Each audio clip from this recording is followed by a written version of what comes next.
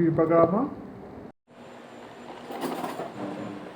Bom, o tema de hoje é um tema que ele não é muito trivial, tema que é rodeado de muito misticismo, de muita dúvida, tem muita gente muito cética com relação a essa questão, muitos não acreditam que isso vai acontecer, e aí por isso que eu peço para as pessoas que estejam assistindo esse vídeo, para manter a cabeça bastante aberta para essa possibilidade. Eu quero aqui falar um pouquinho sobre singularidade tecnológica, o que ela representa, o que será a singularidade tecnológica, de onde surgiu, etc. Bom, e para falar um pouquinho sobre singularidade tecnológica, eu vou ter que falar sobre especificamente um pensador, tá? Existem vários pensadores, filósofos, cientistas que já estão estudando essa questão, mas existe um pensador em específico, que é o cara que está hoje levantando essa bandeira em palestras, em entrevistas na internet. Tem um monte de entrevista dele, palestras, de um cara chamado Raymond Kurzweil. Ele é um escritor, inventor, pensador, tá? E ele atualmente, hoje ele trabalha no Google, tá?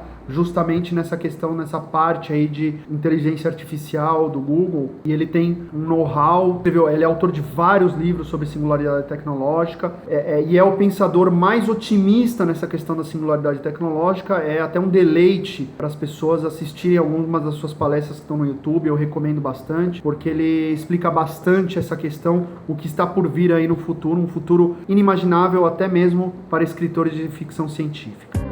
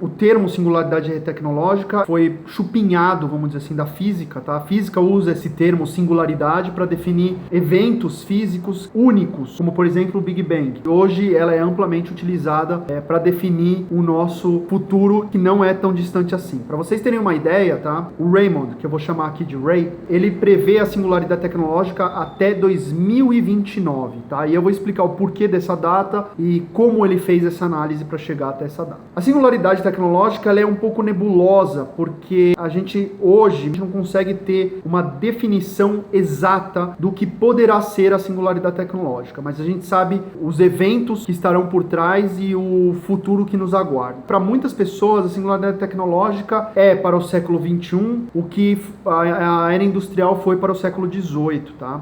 E muitos, inclusive, chamam a singularidade tecnológica quarta revolução industrial. Tá? Só que a singularidade tecnológica é muito mais que uma revolução industrial. Ela mudará muitas questões da nossa sociedade, mudará a nossa consciência, o nosso modo de convívio no planeta Terra, tanto entre nós, como nós e os animais e as plantas e o nosso meio ambiente. Mudará a nossa sociedade, a nossa economia, a nossa política, nossos sistemas de informação e entre outras inúmeras questões que eu não vou nem pautar aqui porque elas beiram ao infinito. Ou seja, a singularidade tecnológica vai ser aquele evento que vai ser um marco definitivo nesta nossa era que a gente está atravessando aí. Então por isso que eu falo, esse é um tema que envolve muitas informações nebulosas, então por isso que muitas pessoas tendem a não acreditar. Há quem diga que a singularidade tecnológica é uma bobagem. Isso é um tremendo erro não enxergar uma coisa dessa, porque nós já estamos vivendo a singularidade tecnológica, eu vou explicar o porquê, e ela só vai se acentuar, na verdade. A singularidade tecnológica não é um dia que vai acontecer alguma coisa, e sim um espaço de tempo aí que a gente vai viver num mundo, obviamente, muito convulsionado, mas que irá nos levar para uma nova era, a era da eficiência, da informação, da verdade e de outras questões aí que a gente hoje não consegue imaginar. Vou falar um pouco sobre a visão do Raymond, tá? Que é uma visão que mais se aproxima da minha visão. Por que a singularidade tecnológica não é uma bobagem? Além dela já estar acontecendo, nós, humanos, já vivemos alguns pontos da nossa história como sendo pontos de singularidade tecnológica. A singularidade tecnológica é o seguinte, é um avanço tecnológico, como o próprio nome diz, onde o ser humano começa a perder o controle dessa tecnologia, e essa tecnologia ela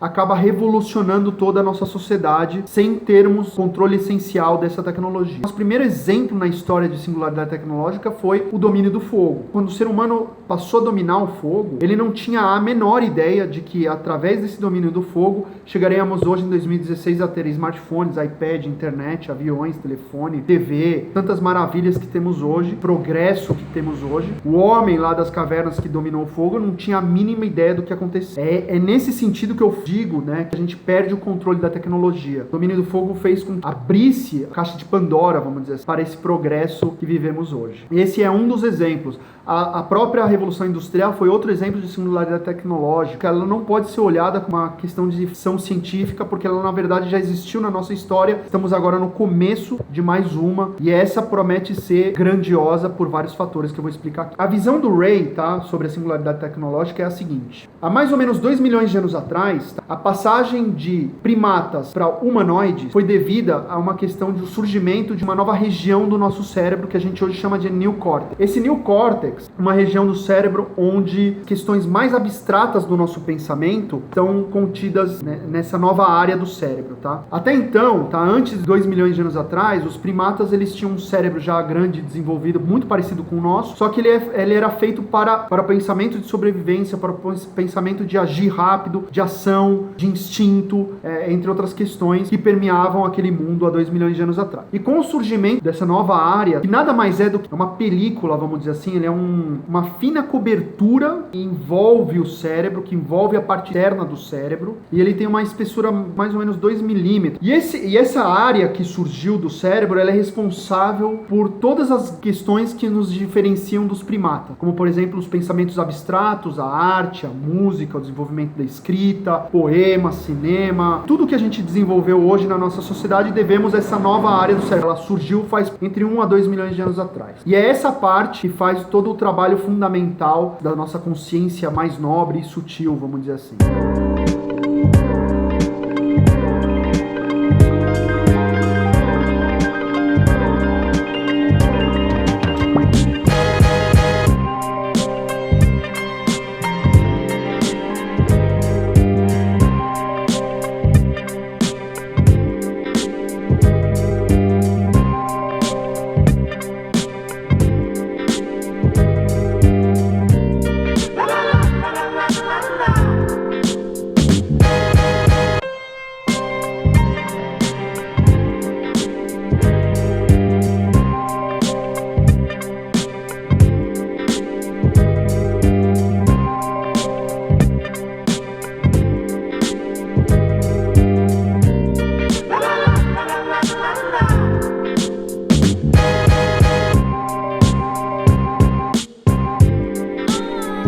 Segundo Ray, existem aqui 2 grandes pontos para ele ter essa grande certeza de que a singularidade vai estar atuante em nossas vidas em breve. A primeira questão é a seguinte: é fundamental que a gente expanda o nosso neocórtex, ou seja, que expanda essa área nova que surgiu do nosso cérebro. A questão é que essa área nova fica presa fisicamente, então ela é encapsulada fisicamente no nosso crânio, então ela não tem para onde crescer. E segundo Ray, esse crescimento vai ser dado externamente ao nosso cérebro. Os nossos neurônios futuramente serão conectados diretamente a internet através de Wi-Fi, por exemplo. Parece até uma coisa absurda de se pensar hoje, mas existem 2 pontos aqui que colaboram com essa questão. A primeira delas é que isso já acontece hoje em dia. Essa conexão externa com a internet e o nosso cérebro é feita através de uma máquina que é o nosso celular. Nosso celular hoje, ele é apenas uma extensão do nosso cérebro, tá? Ele não é apenas uma máquina para fazer chamada, ele é extensão do nosso cérebro. Ele sempre busca ferramentas para poder melhorar e simplificar na questão de processamento. E quando o celular chegou às nossas mãos, o cérebro automaticamente começou a delegar muitas questões, como por exemplo, memorização de telefone, questões de agenda, nossos e-mails, pesquisa. Muitas dessas questões que exigiam um processamento muito grande do nosso cérebro foi passado para o celular e o nosso cérebro agradece muito por essa questão. Então, quando a gente fala em vício de celular, na verdade é o nosso cérebro pedindo para que realmente a gente não se desligue do celular, porque ele já faz parte do cérebro. O nosso celular é a expansão dele externa para esse mundo da internet. A diferença é que para Ray, num futuro muito breve, nós não teremos mais esse equipamento que faça essa interface, tá? E isso é importante. O nosso pensamento é muito mais rápido que os nossos dedos digitando coisas para procurar na internet. Então é fundamental que essa interface hoje, que é o nosso celular, não exista mais. Que o nosso cérebro, os nossos neurônios façam uma ligação direta com a internet, que é muito melhor e seria muito mais rápido e muito mais viável para esse crescimento do nosso córtex. E como isso vai ser feito? Quem terá participação efetiva nessa questão será a nanotecnologia, que criará em breve nanorobôs, e muitos desses robôs eles vão fazer essa ligação biotecnológica e ele vai ser um bridge, né? Ele vai ser uma ponte entre os nossos neurônios e a internet. Os nanorobôs entrariam no nosso couro cabeludo, fariam a conexão direta, né, com esse córtex. Como eu falei, ele é uma película externa e ele seria uma antena de captação Wi-Fi, ou seja, ele poderia transmitir as informações dos neurônios para a internet e o contrário também, ou seja, da internet transmissão de bytes para informações que os neurônios consigam entender e assim passar essa informação para o nosso cérebro. Quando eu falo uma coisa dessa, muita gente arregala o olho e fala, putz, mas isso aí tá anos-luz de distância, a gente ainda tá com smartphone, você já tá falando de uma coisa que parece Matrix. Realmente, vai ser muito melhor que Matrix. E não vai demorar muito não, por uma questão muito simples. A tecnologia, ela tem um crescimento exponencial, diferente do nosso pensamento que é linear. Por isso que a gente tem tanta dificuldade de entender essa questão tecnológica e de acreditar numa singularidade tecnológica. Nossa mente, ela não é exercitada para um pensamento exponencial. Nossa intuição é linear, nosso pensamento é linear, só que a tecnologia não é linear, ela não tem um avanço linear, ela tem um avanço exponencial. E cada vez está ficando mais rápida essa tecnologia, os avanços estão mais rápidos. Antes a gente demorava 10 anos para ter uma grande descoberta, hoje em 6 meses a gente tem uma grande descoberta, daqui a 3 meses vão ter mais grandes descobertas.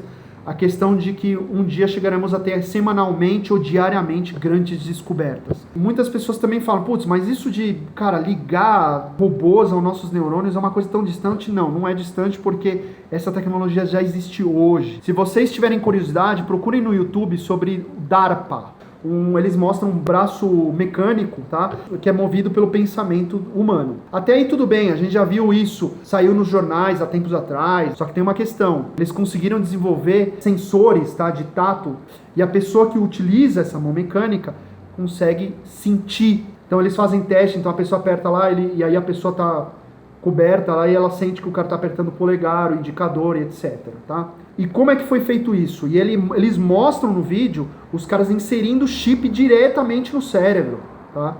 E eles depois mostram os tubos que encaixam, hoje é mais rudimentar a coisa, parece aqueles tubos do Matrix mesmo, e ela começa a sentir isso hoje, tá? 2016. Então, essa questão do Ray não tá tão longe assim. Segundo o Ray, quando chegarmos nesse ponto, o ser humano ele vai expandir o seu córtex, né? Ele vai expandir infinitamente. A gente vai expandir o nosso pensamento, a nossa consciência para a nuvem. A gente vai ter o acesso de toda a informação do mundo diretamente só com os nossos pensamentos, sem ter que ficar digitando para procurar no Google. E vai ser muito melhor que o Matrix, porque no Matrix aparecia o cara tinha que fazer um upload de informação no nosso cérebro através de tubos, etc. Isso não vai ser necessário e a gente vai, por exemplo, a gente não vai precisar nem ler mais, por exemplo. A gente vai pô, eu quero saber um pouquinho de Nietzsche, eu pego todos os livros de Nietzsche, pum, ele vai entrar na nossa cabeça em segundos, eu faço o download dos livros, dos PDFs, e ele já vai estar na minha memória. A partir do momento que eu quiser ter o pensamento sobre alguma informação de Nietzsche, os neurônios já vão correr atrás dessas informações, fazer as ligações e vai aparecer na minha mente todas as grandes questões que Nietzsche levantou em sua obra, sem ter lido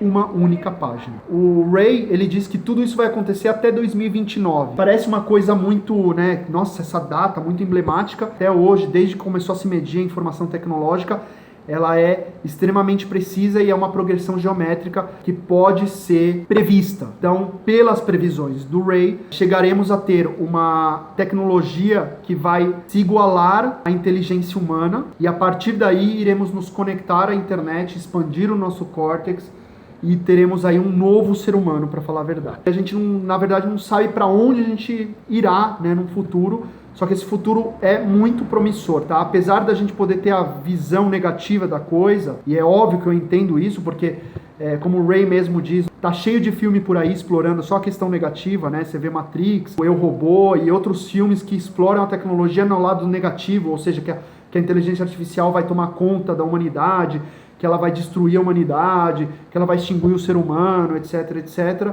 Tá? Essa é apenas uma visão que é imposta, aliás, parece que é a única visão de Hollywood, na verdade, tá? Mas existe sim as questões positivas, porque, como eu falei para vocês, a singularidade tecnológica não é nova, a gente já teve isso na nossa história, e hoje, em 2016, estamos aqui, não fomos extintos, inclusive tivemos um grande progresso, tendo mais de uma singularidade tecnológica na nossa história, tá? Essa aqui será mais uma e ela será realmente grandiosa. O ser humano não conseguirá ver mais a diferença entre máquina e ser humano. Quando a singularidade tecnológica chegar, a gente já não vai mais saber disso. E a gente vai ter um convívio direto com as máquinas e a gente nem vai mais se importar, na verdade, com essa questão. A gente vai estar falando com seres humanos, amigos, pais, irmãos, etc. em convívio junto com tecnologias, com robôs, tá? Os robôs farão parte essencial de nossa vida e a inteligência artificial também, e é um rumo sem volta. Se iremos ser extinto, só o tempo dirá. Eu mantenho o otimismo, assim como o Ray também. Eu acredito que a singularidade tecnológica vai trazer grandes ganhos, como o fim da pobreza, da miséria, da fome. Seremos aí realmente seres humanos de verdade para poder conviver em paz e harmonia entre todos nós.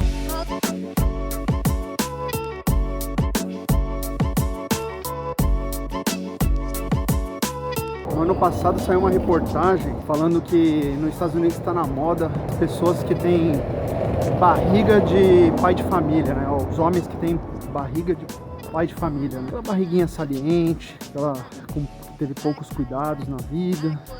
Tá na moda isso aí, porque parece que confiança pra mulher, no sentido de que esses homens com barriguinha são gente boa, né? Porque gordo é gente boa, né? Os gordos são tudo gente boa, sabe? E acho que é por isso virou moda lá.